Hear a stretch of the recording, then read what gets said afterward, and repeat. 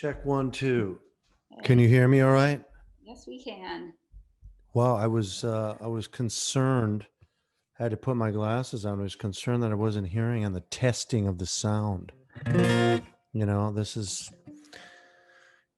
the visual's okay, the sound is good, and everyone's looking good.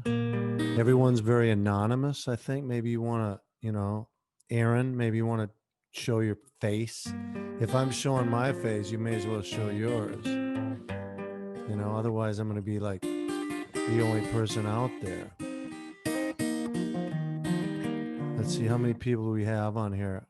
The screen goes to the left very far. Do you mind if I look?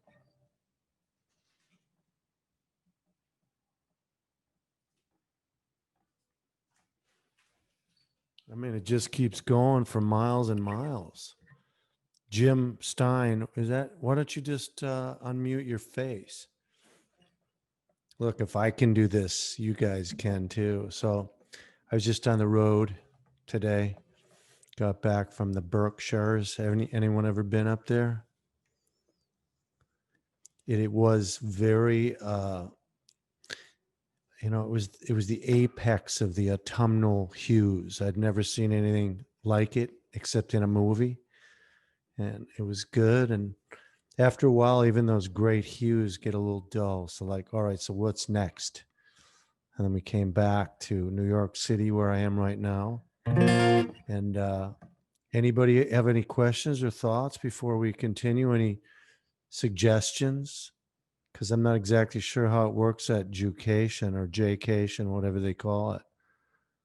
What is the theme as you see it? Maybe Vivian, you want to be the spokeswoman, so I can just unmute yourself and just give a little synopsis of, what you've been hearing and what you'd like to hear for this half hour. I'll be your humble servant. You're going to be if you're really my humble servant, and if you're not sick of hearing it, Dixie the tiny dog still makes me happy. Oh, well, first of all, I'm glad it makes you happy. I don't even know if there's a lot of songs I've written, and this isn't like saying, like, this is not braggadocio. It's more like my mind is failing. But I think I only remember at any given time 4% of my own catalog. There's a lot of songs that I have recorded and never played again. And Dixie the Tiny Dog, I think I retired that song. I'm okay with it then. At some point, I just kind of gave it a rest. It's resting for 15 years. It's fine. Resting for 15. I'm going to give it another 2. I just want to be a spokesman about one more thing, Peter. When Yes, you were please. honored, I can't remember who was honoring you last time, but I loved the courage you got it for saying it's really funny that they're honoring me since I got kicked out of Talmud Torah so often. Oh, wow. I remember that. It was, it was for me, the highlight of that thing. What they do is if they honor you, really the idea is that you will invite all your friends, and it's a way to make money. So it's a lot of pressure on you. And I remember my mom spoke. Yep. She spoke very well, and she spoke in a laudatory fashion about me. So that was the highlight of the night. But yeah, this is now can we talk a little? You're the spokeswoman. You're still there, so I'm still here. Yeah. So this should be a little Jewish, I think, or is that too sectarian for you guys? I think we can go with it. However you need to go with it. All right, you're going to handle it a little. So I was just saying, I think I was the only kid, the only male, let's say, that continued on from his bar mitzvah in this thing called confirmation class. Has anyone heard of that? It was a very assimilationist kind of thing, because that's what you did in the Christian environments. You were confirmed. No one was exactly sure what they were confirming. But for me, it was like, oh, I'm interested in this Jewish stuff. So this will be a sort of a continuing education thing. So the first class was met at night, and there was, the rabbi's wife made these delicious, sumptuous chocolate chip cookies. And clearly she had partaken of them, as did I. And so I started asking a lot of questions. Does anyone know the famous prayer that is said in most synagogues? I remember the tune because it's like in me since I was a kid. It's one of the only Jewish liturgical songs that I know. It goes, Mechalkel Chaim B'Chesed, Mechayim Metim B'Rachamim Rabim. Remember that? Oh yeah. So what it really means is he who will revive the dead in great mercy, which you never thought about as a kid. I mean, and so I asked the rabbi, who will go nameless, what could that possibly mean? It's such a strange prayer, and you say it thrice daily. What does it mean? And I remember him not having any good answer. He didn't have any answer.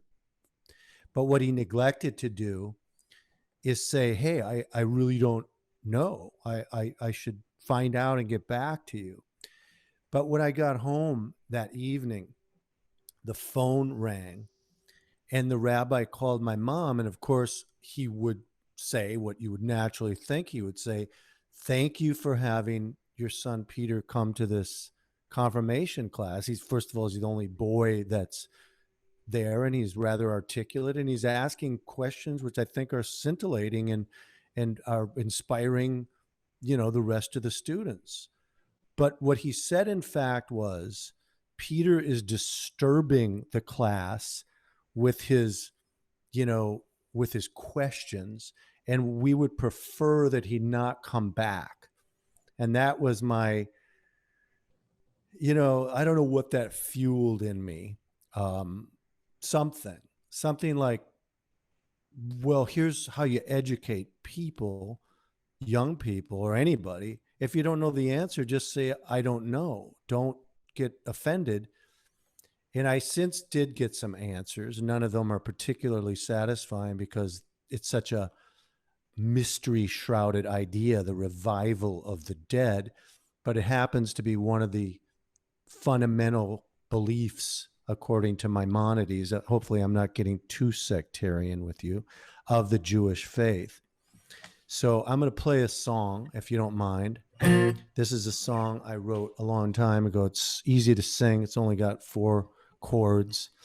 And this is a song which kind of depicts not only my feelings about love as a piece of service rather than some way to gratify oneself exclusively, although one does seek at times gratification, but primarily the proportions have to be about giving. That has to outweigh. But not only does it talk about love, it talks about my feelings about spiritual life, that we have come to this planet, this temporal physical world, to perform a mission. And this describes what I think the mission is. Feel free to sing along. I know it's weird because we're not in the same room, but I'm looking at you. Ira, you got to unmute your face. I really am looking at your name, and I'm thinking you got to reveal yourself. It's unkind. Somebody that handsome should show his face. I'm just saying. When you need me, thank you, I stand beside you. I'm there for you wherever you go. When you're hungry, I satisfy you, for that's the mission of my soul. Yeah.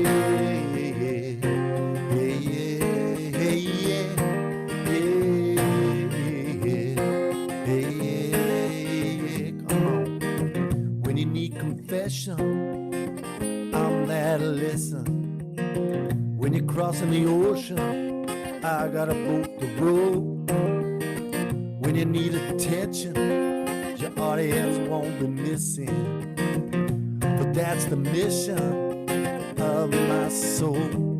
Yeah, yeah, yeah, yeah.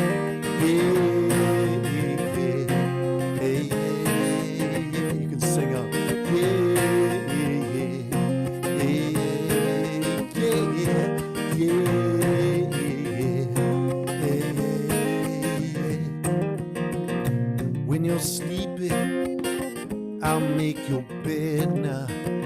When you're unsure, I'm gonna let you know. I said, baby, don't you trouble your head now. But that's the mission of my soul. Here we go. Yeah, yeah, yeah, yeah,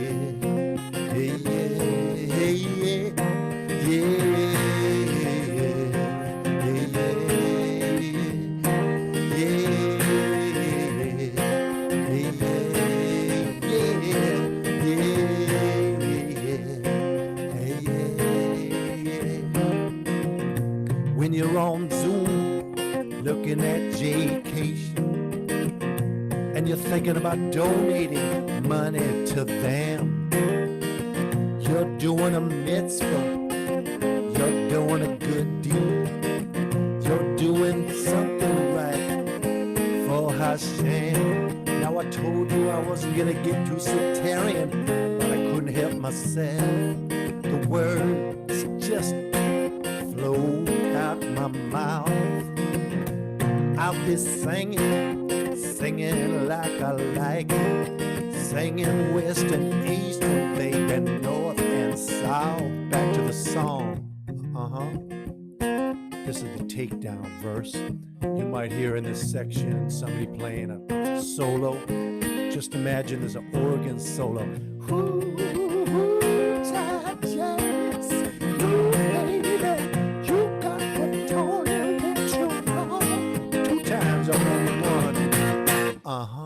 Now it's really going down. When you're making plans and you need a partner, baby, I'm your man. Just tell me, when do we go? You be my flower, I'll be your gardener. But that's the mission of my soul. Yeah, yeah, yeah, yeah.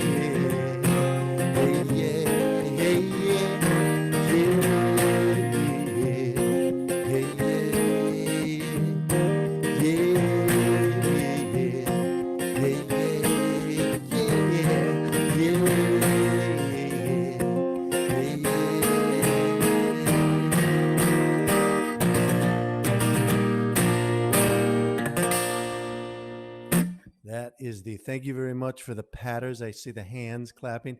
It isn't exactly like a live show where there's that rhythm, but the hands moving sort of like fins of a giant guppy. It's kind of a nice feeling. You know, it's second to actual applause, but it is nice. Deborah, Grayson, somebody as beautiful as you it would behoove you to reveal your face to others. Jim, I've asked you twice, and I'm expecting that by the third time you will reveal your face, because looking at names on a thing is just not, it's not sporting of you. Again, I beseech, but you know, I understand you're probably in your pajamas, you're smoking a joint or whatever it is you're doing, and you don't want to reveal your personal life to others. But look at me. I'm wearing my sweatpants under this shirt. At a live gig, I would never do that. I would have my cool black jeans, but they're not as comfortable. But that's just me. Should we talk? Where's my spokesperson, my spokeswoman? Are you still with us? Am I still your spokeswoman? I'm right here. You know, I got to tell you something. What's your name, by the way? I can't see that. It's Vivian Fisher. Vivian Fisher. I want to say I like the way you speak. I like the way you respond. I naturally like you. And if I didn't, I wouldn't be obsequious and say this. I would just not say anything at all. I am all here for you to be mutually obsequious. It makes it I so love the dual obsequiousness. You get a trifecta of obsequiousness, and everyone drowns in like maple syrup. It's absolutely. It's how we roll, man. It's how we roll. It's a little bit of sweetness on top of the bitter. Now I should say, because I did tell Libby and all the people from J, what do they call this thing? It's not J Vacation. Vacation.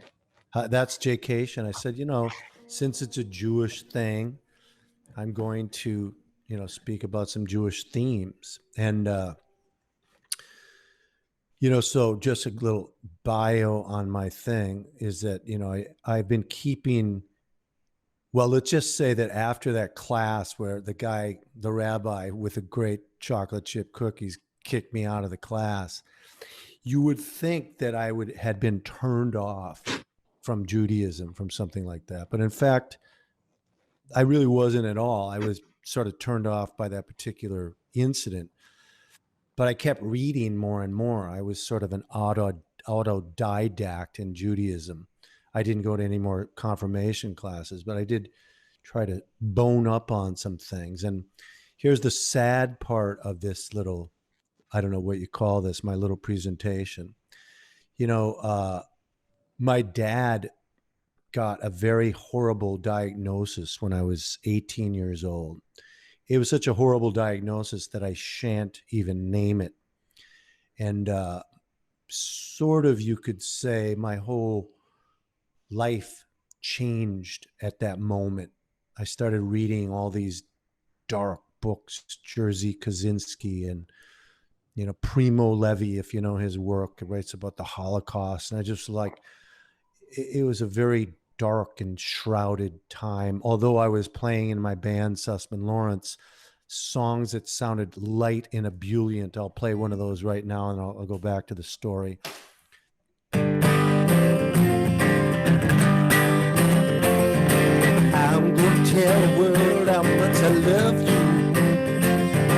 I'm gonna tell the world how much I care. I'm gonna tell the world how much I love you, baby. I'm gonna take this message, take it everywhere. Because I'm in a love, child. Everybody listen up. I said I'm in a love, child. Everybody listen up. I said I'm in a love, love, love. Everybody listen up. Oh yeah. I'm gonna tell the world how much I need you, baby. I'm gonna tell the world that I need you so. I'm gonna tell the world how much I need you. I'm gonna sing this song, gonna sing it on the radio. Because I'm in a love, child. Everybody listen up. I said I'm in a love, child. Everybody listen up. I said I'm in a love, love, love. I'm in a love, love, love. I'm in a love, love, love. Everybody listen up. Rhythm breakdown. I keep my right hand strumming just like a drum. Oh yes. I'm grooving to my own rhythm now. I'm gonna tell the world how much I want you. I'm gonna tell the world that I'm burning inside. I'm gonna tell the world how much I want you. I want you to listen to my song, don't run, don't walk, don't hide. Because I'm in love, child. Everybody listen up. I said I'm in love, child. Everybody listen up. I said I'm in love, love, love. I'm in love, love, love. I'm in love, love, love. Everybody listen up.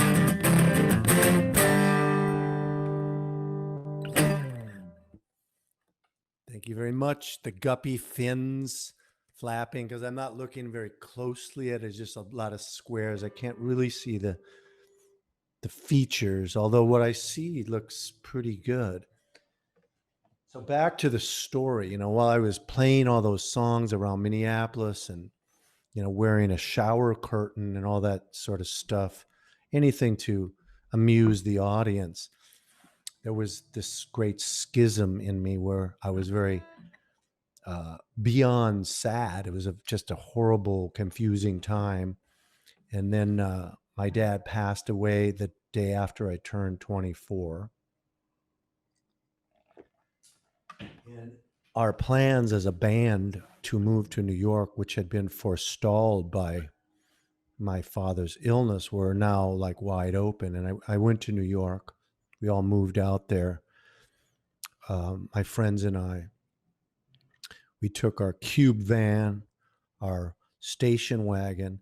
Our first gig was at CBGB's, if anyone knows that club. It's where the Talking Heads started and all sorts of different punk bands. And we went on for our first gig. We just arrived the first week there. It was like 2 in the morning when we went on, and we played our set, and we came back out. Our cube van, which was a white van, was festooned with totally every inch of it with graffiti, and we felt like we'd done something and arrived and achieved something great. So not long after that time, I had written a song, let's say prior to this, prior to moving out, while my dad was still alive. It was on the last Father's Day of his life that I had written this song, which I won't play. I only played it once in my life. And we played in Amory, Wisconsin at the Country Dam, and played all this rock music like that song and other songs that are at this point too profane to even suggest or to play. But I got home and I thought, well, what a bad son I am. It's Father's Day and it's 4 in the morning, and I haven't gotten a gift for the Father's Day festivities that were taking place to cheer my dad up. He was very ill, and so I got to writing a song. I was just kind of strumming and playing, and the sun was coming up, and that's how you write a song. You sort of get into it, and you sort of get your mind almost into sort of a demi dream state.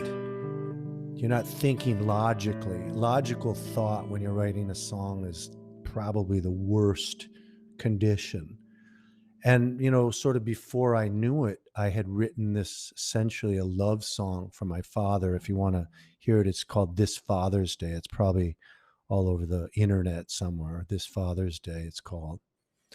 And when I recorded the song, so I was 23 at the time, I started crying at the end of the recording because it was very emotional. And I reached to re-record it, because who wants to cry on a tape, in perpetuity? But one of the smartest things I ever did was I left it as it was with the tears. Sort of a brave move, I would say. And I brought it upstairs the next morning, bagel and lox that was in the refrigerator, and the orange juice was ready, and my mom was making the eggs, and all the cousins had arrived. And I had this cassette tape, for those of you old enough to even know what that is. My mom thought, is this like a fun song to cheer up Daddy? She called him. I'm like, I don't think so. I popped the tape in, and as soon as the tape hiss went on, I don't know what it was, but everyone understood that this was some serious thing that was going to blow the lid off what was essentially the myth that we had been carrying, that my dad would live beyond this. And everyone left the room. They started crying, and it was just my dad and myself listening to this song. And he carried the cassette with him for the next 2 months in the breast pocket of his Munsingwear shirt before he died. So when we went out to New York, through a long story, I put that record out in tribute to my father, and that was the record that got me a big record deal on Island Records. Lo and behold, it wasn't some of my other songs. I'll play a little section of one. I'm your fireman, show me where you're burning. I'm your fireman, oh baby, I'm coming. I'll be there to hold you down. These kind of songs, which I told you were almost too embarrassing to play right now. But during that time, I got this record deal, and I met this rabbi. So my life was completely in flux and in change. And it was almost like COVID in a certain way, which we all know from our experience. It's so disruptive that it can change the way that we speak to one another. It can make us sometimes more honest. It can make us pursue those goals and dreams that we'd set aside. It's like, wait a minute, not everything is running with a rigid normality. And when I met this rabbi, to make the story a little short, he said something to me that propelled me into observant Judaism. So I keep the Sabbath, as I mentioned. I haven't played on a Friday night in about 35 years. And this is what he said to me. And maybe this will be meaningful to you. You have to understand that when I listened to what this rabbi said, I was also in a very propitious place to have heard such a thing, because my dad had just died, and I got this record deal, almost seemed like miraculously. I had, at that time for me, which was tons of money, from no money to like, what? And he said to me this, he goes, for a tzaddik, and maybe you've heard the colloquial expression tzaddik, like more Birnbaum. He's a tzaddik. He got me a deal on my lawnmower. Doesn't mean that. It's something deeper, that a tzaddik is someone for whom there is no sense of self. He or she is living only to help other people, to help things and people beyond his or herself. Every act, every thought is altruistic. Now, you may not think that's even possible. For me, it's impossible to conceive, yet I do believe there have been such people, and I believe that I had encountered at least one in my life. But this rabbi said to me, and this is the statement I was going to say that was so moving to me. He said, a tzaddik can do anything.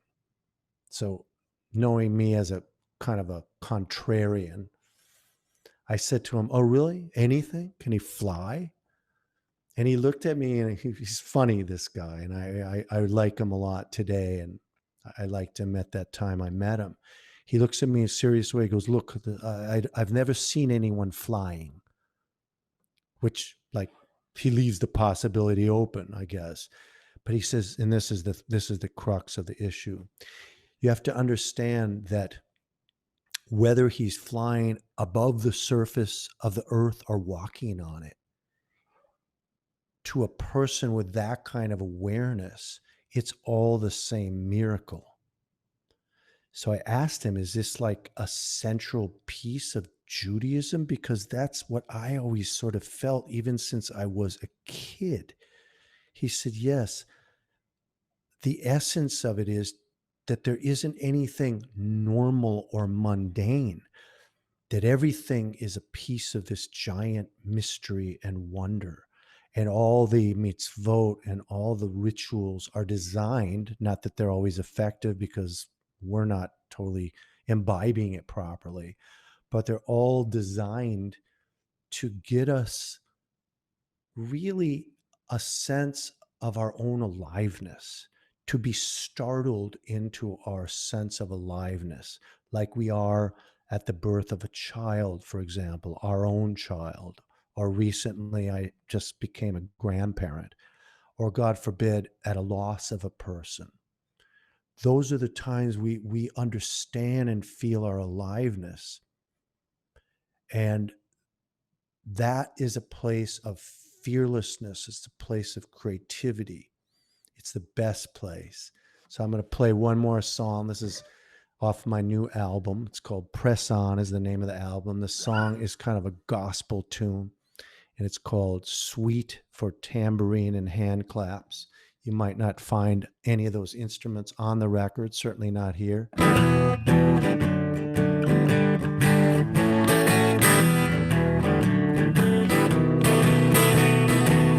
Woke up this morning like a new man. I got myself a brand new pair of eyes. I can see your stars, Lord, Lord, shining in the northern skies. shining on the northern skies. Woke up this morning like a new man. I got myself a brand new pair of feet. Gonna jump up to the heavenly throne, Lord, Lord, where there's no fear and no retreat. No fear and no retreat. Gonna sing your praises all across this land.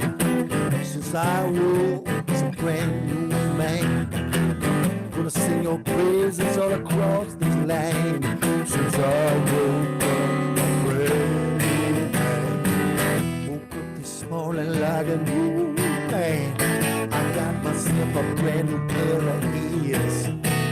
I can hear the rhythm of time, Lord, Lord, and the slow passing of the years. The slow passing of the years. Thank you very much for joining me here on this Jaycation. In the swimming pools and the beach.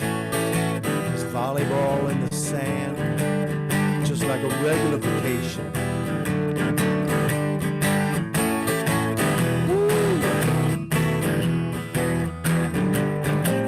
I feel a bursting with faith in you. Since I woke to this world anew, gonna sing your praises all across this land. Since I woke up a brand new man, woke up this morning like a new man. I got myself a new desire. Well, I'm just about to jump out of my skin, Lord, Lord, and the day's so bright, it's on fire. It's so bright, it's on fire.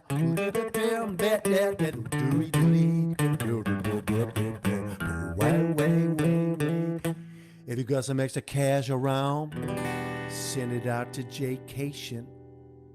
Thank you very much. I'm leaving this session. And thank you to the spokeswoman, wherever you may be. You're very welcome, Peter. You do have 2 requests if you want to hear them and you have the time. If we have, what I If could you maybe have. do one request, because like, you know. Okay. Well, I'll tell you the 2 and you can choose who you like better. Okay. Because Libby Parker asked for this too will pass. But Jason Bass said Salt and Ashes would be great. It was played at our wedding 11 years ago this weekend. Oh man, I'd have to remember those lyrics, but You got 2 requests there, dude, and you're gonna make someone very happy and someone like, less so. well, I mean, that's just the thing. Mhm. Let's do this to a pass. It'll make up for the other one that's slightly less happy. So it'll equal out to full happiness.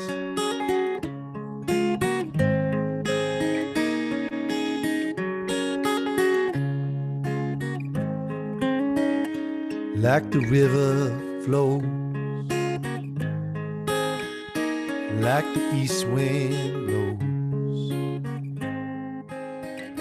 you're gonna find your situation changing for the better. Like the melting snow, just let your trouble go. And you and I will get through this together.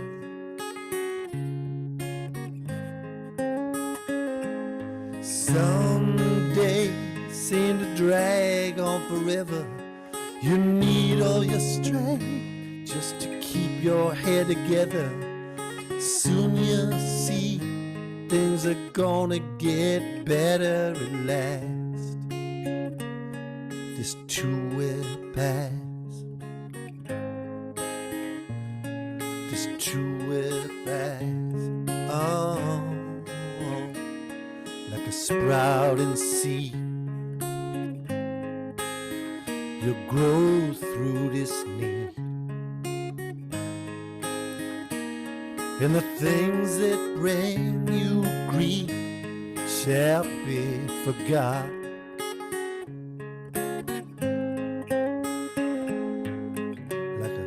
falling snow. Just let your trouble go. And what's hard is rough, well, soon be soft as car.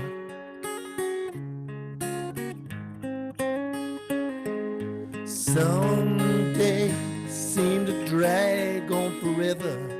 You need all your strength just to keep your head together. Soon you'll see things are gonna get better. Relax, maybe this too will pass. Oh yeah, this too will pass. You feel like you're chosen to be frozen in time. Your body is exhausted. You feel like you've lost your mind. But these eyes, they see that you're nearly free. And if you can hang on a little longer, I swear you're gonna see it too. Prophet I ain't, I'm no mystical saint, but I promise you, my angel, I'm gonna see you through. Some days seem to drag on forever. You need all your strength just to keep your head together.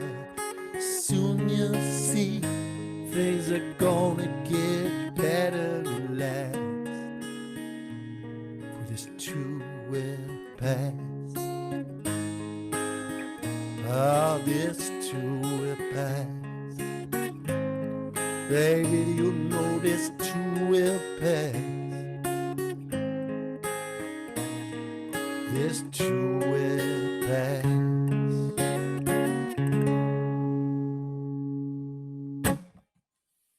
That's all I got, people. Thank you and good night. I mean, not this. Thank you and good night. I forgot there's the camera. Goodbye, everybody.